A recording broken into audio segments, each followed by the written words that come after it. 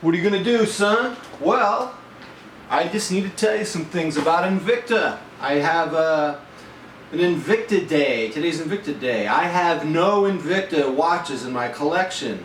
I need to talk about Invicta. Invicta and I have a history. This is a big enough watch for me these days. The Orient Saturation Diver, 55 millimeters from lug to lug, and 46 millimeters across the bezel. It's big enough for me these days, but let me say that again. I have no Invictas. I say that like a drug addict at an AA meeting or something, because Invicta was one of the gateway drugs into my watch obsession. I have a history with Invicta. From 2009 to 2012, I bought 55 Invictas. In 2012, I converted to the religion of Seiko. In 2013, I had a brief relapse with Invicta and sold all those Invictas again. And have not had an Invicta. I've been off the needle since 2013. And so I wanted to tell you about my history with Invicta today.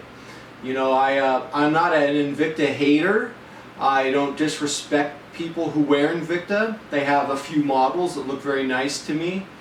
I doubt I would buy one, but I actually have very fond memories of Invicta. I think their reserve level watches are pretty good quality for the $200 to $300 range. They use good materials for their bracelets. They use probably better materials for their bracelets than does Seiko at a similar price, just for the bracelet in any event. I have very fond memories of watching Shop NBC, and I just rhetorically, it was wonderful to hear these salespeople tell me, you weren't buying a watch, you need to take advantage of this opportunity. This opportunity could go away, and you're going to regret not getting this watch for the rest of your life. Can you live with yourself if you don't buy this watch? And I love the framing of a purchase as an opportunity and as taking advantage of an opportunity. The second thing I loved were the reduced prices. You know, this retails for $2,300 and you're getting it for $69.95. You can't afford not to buy this watch, huh? And I just love the rhetoric. And so the question is, what happened to me in 2012 that where I had this huge desire to get rid of my Invicta watches? One thing I got to tell you is those testimonials kind of creeped me out.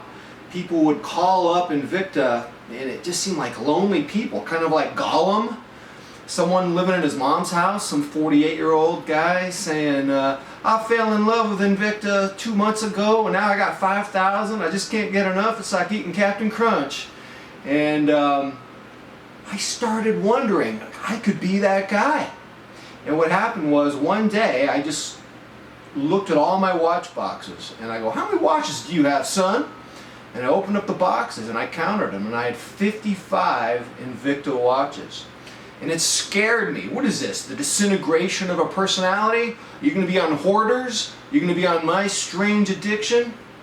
And I sold them all off on eBay. At about $200 a pop, 55 watches, that's $11,000. And I learned that ignorance costs you a lot of money. Let me say that again.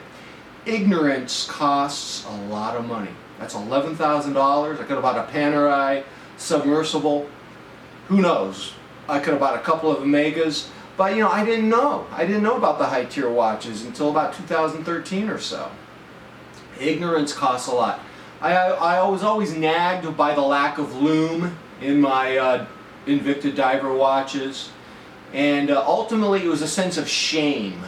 As a 50-year-old man wearing this big costume jewelry, I felt like an old man who goes to a teenage discotheque wearing a toupee with his eyebrows plucked, wearing Angel Flight bell bottoms and a tight Dacron shirt with puka shells and a gold medallion. I just felt like I was an imposter. I was a fraud, and I had to get rid of my Invictas. And so I did, and I did have a brief relapse in 2013, but my grails became the Orient Saturation Diver and the Seiko tuna, and I have my grails. And whether I'll go to Swiss or not, I don't know. I went to Vegas and looked at Breitlings again, and I don't know if I'm in love with them. A grail for me might be a $4,000 Seiko, Grand Seiko diver, or something of that nature. I don't know. I'm not in a rush to go there. You know, will I ever buy Invicta again? I doubt it, because for me, my watch obsession is all about evolution. It's all about going forward. I don't want to go backward. My friend Bruno from Brazil says when he was in Brazil, all the gangsters and wannabe gangsters wore Invicta. And so there's a lot of guilt through association. However, you know, a lot of gangsters and wannabe gangsters could be wearing Breitling or Rolex. So I'm not going to judge people. And, you know, Invicta makes a few nice watches. And it's interesting. Sometimes I'm still curious about the Invicta Sunday Run or the new show Zavine, and they got stuff on it. I'm just fascinated by watches, even Invicta, even though I look at Invicta as more as a costume jewelry type of thing, and I'm into the tool. The diver tool watch is really my obsession. And so I did not become the golem who calls Avine or Shop NBC to make testimonials with 6,000 watches. Man, that was a scary way to go. I'm glad I didn't go there. I think a lot of us have Invicta stories, and that's mine. I survived it. And until next time, I'm out.